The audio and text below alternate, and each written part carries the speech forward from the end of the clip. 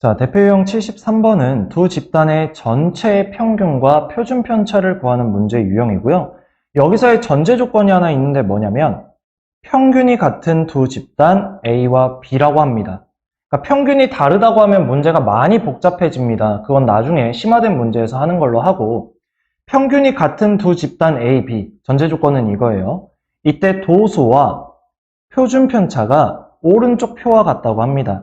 이때 라지 A의 편차의 제곱의 총합은 어떻게 구하냐면 표준 편차를 제곱을 해서 도수를 곱해줍니다.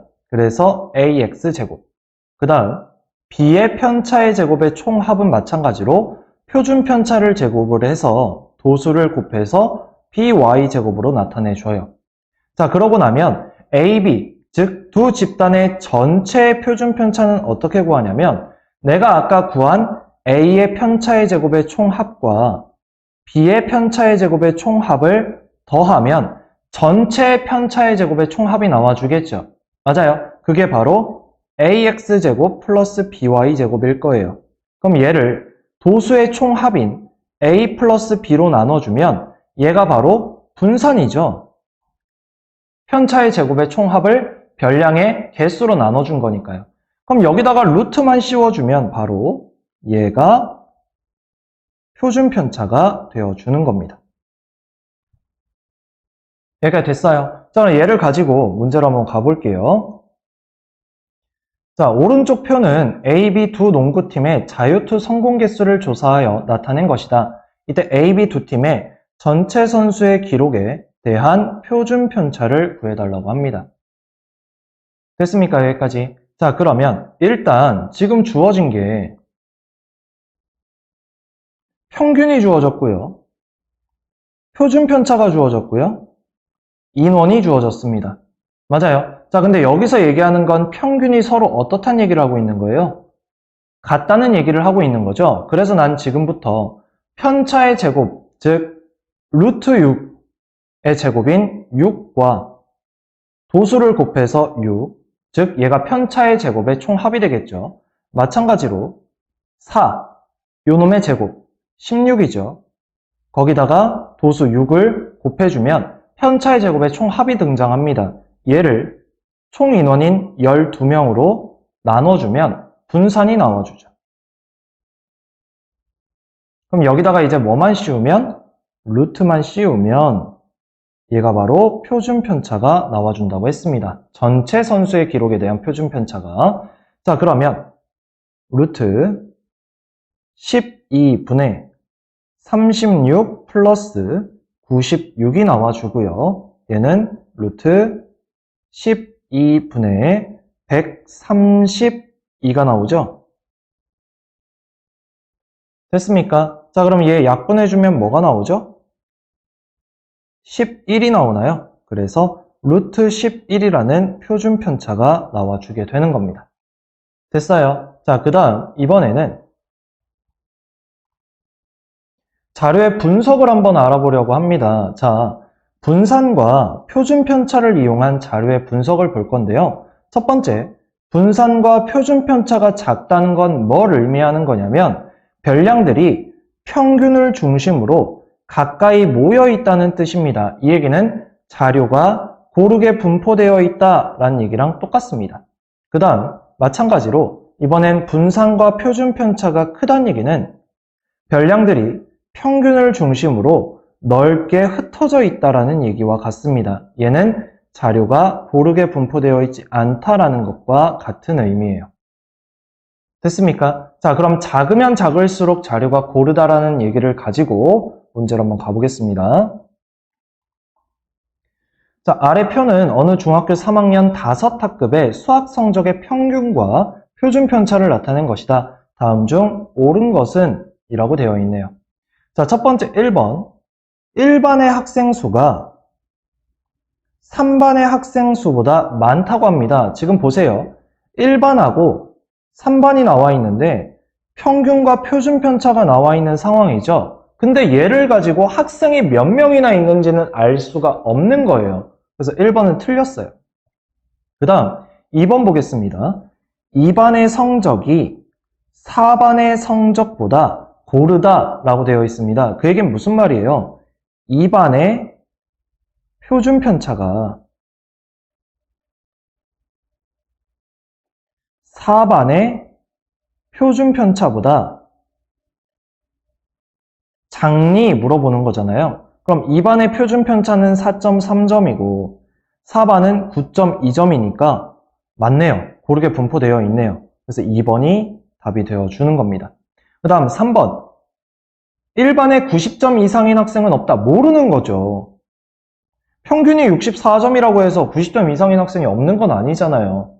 맞아요. 자, 그 다음 성적이 가장 높은 학생은 5반에 있다. 이것도 모르는 겁니다. 평균이 높다고 해서 성적이 가장 높은 학생이 5반에 있다고 할 수는 없어요. 5반에 만약에 99점짜리가 있는데 1반에 100점짜리가 있을 수도 있는 거예요. 틀렸습니다. 자, 그 다음 60점 미만인 학생은 3반에 가장 많다. 이것도 모르는 겁니다. 됐어요. 그래서 답이 2번이 되어줍니다. 자, 그 다음 이번에는 산점도에 대해서 한번 알아보려고 합니다. 자, 이 산점도라는 건 뭐냐면 두 별량 XY의 순서상 X, Y를 좌표평면 위에 점으로 나타낸 그림을 산점도라고 합니다. 그러니까 예를 들어서 아래는 5명의 학생의 키와 발 길이를 조사하여 나타낸 표라고 합니다. 왼쪽이.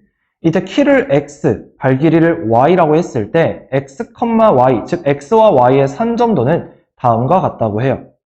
자, 첫 번째 A라는 학생은 키가 160이고 발 길이가 235래요. 그럼 키 160을 보고 발 길이 235를 봐서 여기다 점을 찍어주는 거예요. 마찬가지로 얘가 A가 되는 거고 B는 키 155에 발 길이가 225인 거죠. 얘가 B네요. 자, 그 다음 C는 170에 245 그러면 얘 여기가 C. 그 다음 D는 170에 250 얘가 D. 마지막으로 E가 165에 230 요렇게 됐습니까? 이렇게 나타내 주는 걸 산점도라고 한다. 자, 그러면 이런 산점도에서 두 자료를 비교하는 방법에 대해서 한번 알아보겠습니다. 첫 번째, X가 Y보다 작다라고 한다면 X랑 Y랑 같다를 먼저 볼게요. X와 Y가 같다는 X랑 Y가 같은, 즉 Y는 X 그래프를 그렸을 때 이 실선에 해당합니다. 실선. 그럼 이때 Y가 더 큰 거, 즉 X가 더 작은 거는 얘보다 위쪽에 해당하겠죠. 그래서 이 영역에 해당해요. 단 아까 Y는 X를 실선으로 표현을 했다면 여기서의 경계선은 점선으로 표현을 해줍니다. 포함하지 않는다 해서. 그 다음 X가 Y보다 크다라고 한다. 또는 Y가 X보다 작다라고 한다면 아까 X랑 Y랑 같은 지점을 기준으로 이 아래쪽에 해당합니다. 마찬가지 경계선은 점선으로 표현해주고요. 자, 그러면 주어진 조건에 따라서 다음과 같이 기준이 되는 보조선을 그으면 산점도를 보다 쉽게 이해할 수 있습니다. 첫 번째, 이상, 이하. 자, 보조선을 어디에 그은 거냐면 여기를 X는 A라고 본 거고요. 여기를 Y는 B라고 본 겁니다.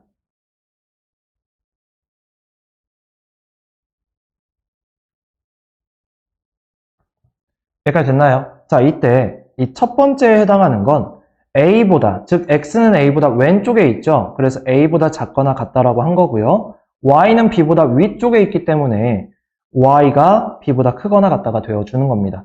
마찬가지 두 번째는 X가 A보다 크거나 같다. 오른쪽에 있으니까.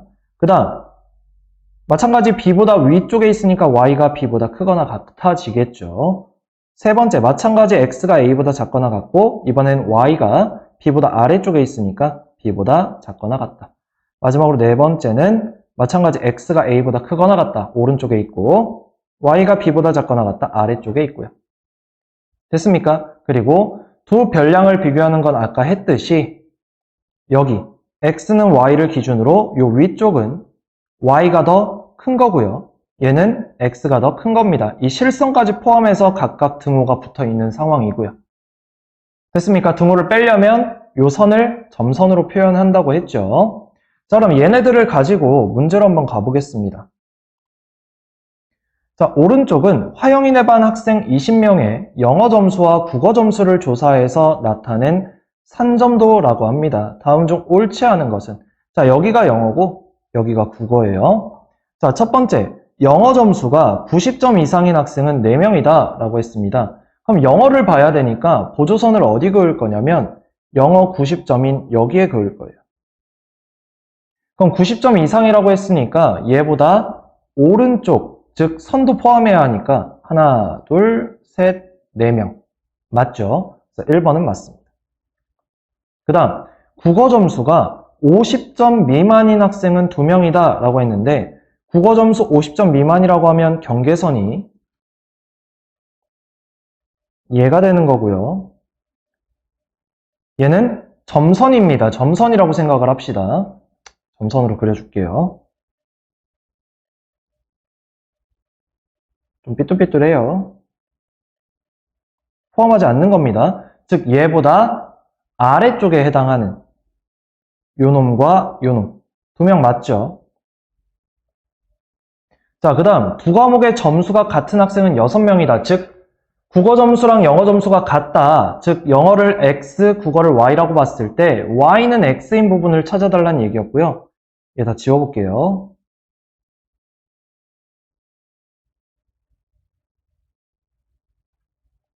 그럼 Y는 X를 찾아주면 되니까 요렇게 그어주면 되겠죠. 됐습니까? 자, 그러면 1명, 2명, 3명, 4명, 5명, 6명. 그래서 3번도 맞네요. 자, 이번엔 국어 점수보다 영어 점수가 높은 학생은 6명이다 라고 했는데 영어 점수가 더 높은 거예요. 즉 국어보다 영어 아래쪽이죠. 위에는 국어가 영어보다 높은 거. 됐어요. 자, 그럼 4번에 해당하는 애들은 1명, 2명, 3명, 4명, 5명, 6명, 7명, 8명입니다. 6명이 아니라 8명. 4번이 틀렸고 답은 4번이 되겠네요. 자, 마지막 5번도 한번 살펴볼게요. 국어 점수가 100점인 학생들의 영어 점수의 평균은 90점이다 라고 했죠. 자, 그러면 국어 점수가 100점인 학생을 먼저 찾아야 해요. 어디죠? 여기랑 얘 2명이네요.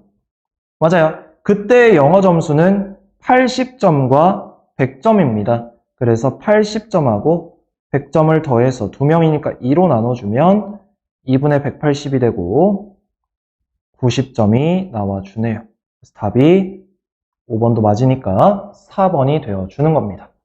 여기까지 하겠습니다.